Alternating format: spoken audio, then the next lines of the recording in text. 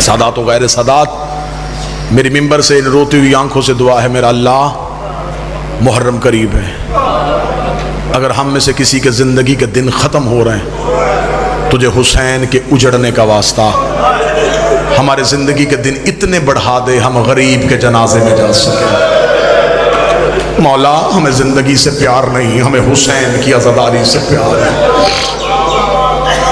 मौला, हमें इतने दिन दे देना, अगर हम में से कोई मुहर्रम से पहले किसी के दिन ख़त्म हो रहे हैं, हमें इतने दिन दे दे, हम एक बार हुसैन को खुल के रो सके। ये वाहद कौम है जो रोने की इजाज़त मांगती है, जो रोने के लिए लोगों की मिन्नतें करती है, हमें रोने दो। तुम्हें खबर ही नहीं कि हमें हुसैन की आज़ादारी से इश्क कितना है। बस यही वाक़या एक बता के, हुसैन शोरशी इराक़ के बहुत मशहूर आलिम दीन थे, इमाम हुसैन के हरम में दुरूस दिया करते थे, आज़ादारी के हवाले से बहुत सी खिदमात थी उनकी। उन्होंने किताब लिखी अरबी में बहूरुल गम्मा, उसमें एक वाक़या उन्होंने दर्ज किया, वो वाक़या सुनाऊँ और आपसे इजाज़त लूँ।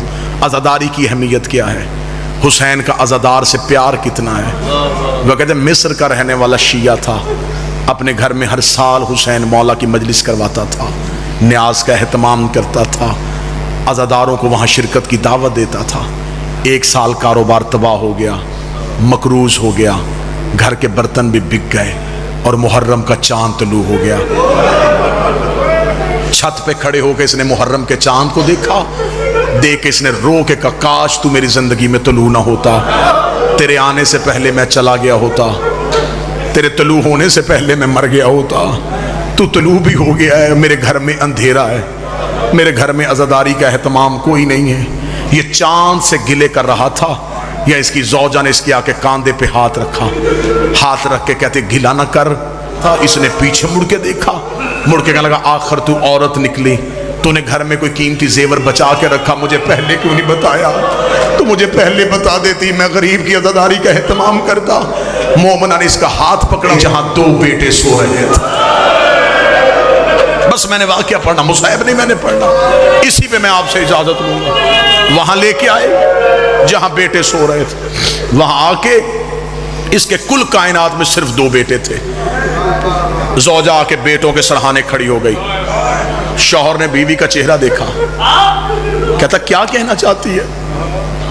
हाथ जोड़ के कहती है, माफ करना, मेरे घर में इनसे कीमती चीज कोई नहीं है।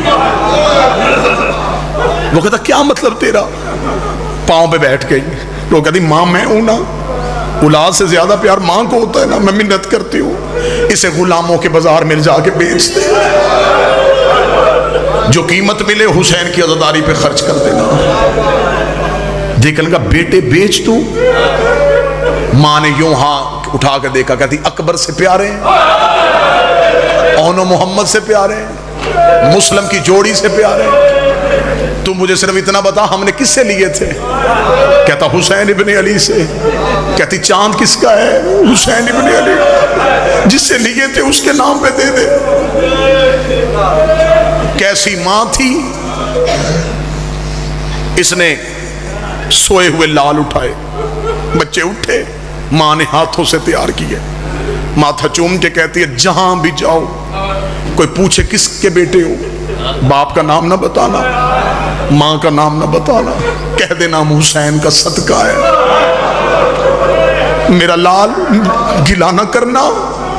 हम क्या करें, हमें हुसैन की आज़ादारी से बड़ी मोहब्बत है।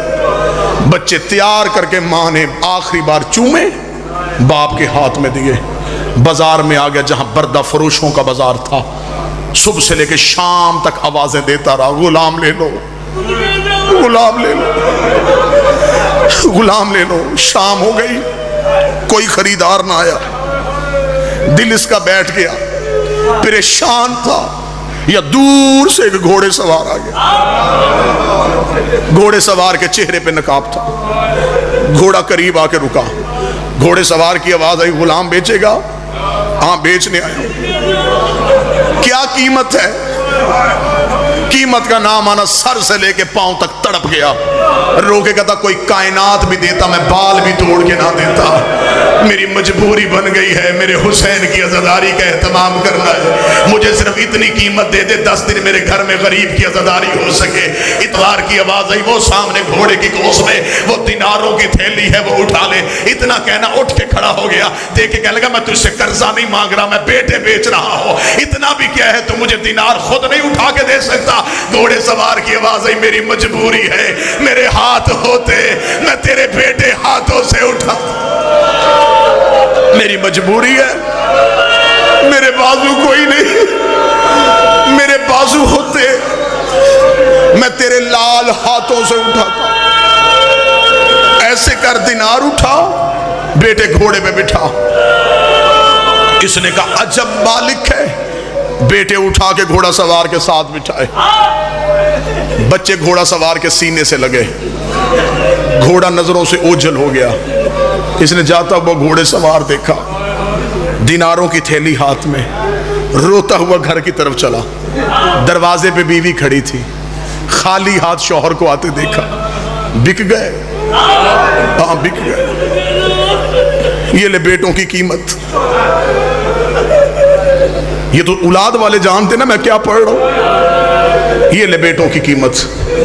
मां ने बिस्मिल्लाह पढ़ के कीमत ली, चूमे, आंखों से लगाई। हुसैन बादशाह कबूल करना। आजादारी का एहतमाम शुरू हो गया। ऐलान हो गया कि उस मोमन के घर हुसैन की आजादारी शुरू हो गई। मातमी आ गए, मजलिस का एहतमाम, अज़ा का एहतमाम, पुरसा दे के लोग चले गए। अकेली माँ बाप। कभी माँ बेटों के बिस्तर देखती, कभी बाप बच्चों के लिबास देखता। माँ भी छत को देख रही है, बाप भी छत को देख रहा है। थोड़ी देर के बाद बाप की आवाज आई, मैंने कहा था ना कि तू रोएगी। कहती ना, 10 दिन हमने बेटों को नहीं रोना, हमने अकबर को रोना है, हमने असगर को रोना है। मुझे सिर्फ इतना बता किसके हाथ बेचे। कहता पता नहीं, कोई घोड़े सवार था, उसके बाजू नहीं थे, वो लेके चला गया। कोई बात नहीं की।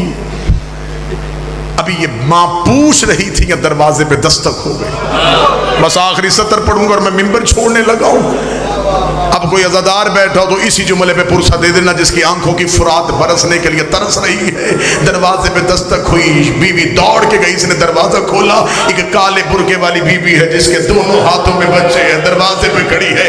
इसने बीवी को देखा, कदमों पे गिर गई, रो के कहती बीबी अगर इनसे कोई गलती हो गई मैं माफी मांगती हूँ। इन्हें नौकरी करने का तरीका नहीं आता, ये पहली बार किसी के घर गुलामी के लिए गए थे। इतना जुमला कहना, बीबी की आवाज आई, हम बेटे देते हैं लेते नहीं है। रो के कहती तू जो दरवाजे पे बेटे वापस करने ही कौन है। रो के कहती तू बेटे बेच के क्या कर रही है। कहती हुसैन की आजादारी। रो कहती तू मेरे बेटे को रो रही, मैं तेरे बेटे लेके वापस आ गई। कदमों पे गिर के कहती तेरा बेटा, तू कोई हुसैन की माँ है। रो के कहती मैं हुसैन की दुखी पहलू वाली माँ, जहां हुसैन की मजलिस होती है मैं आजादार का शुक्रिया अदा। अल्लाह लानतुल्लाह अलैहि।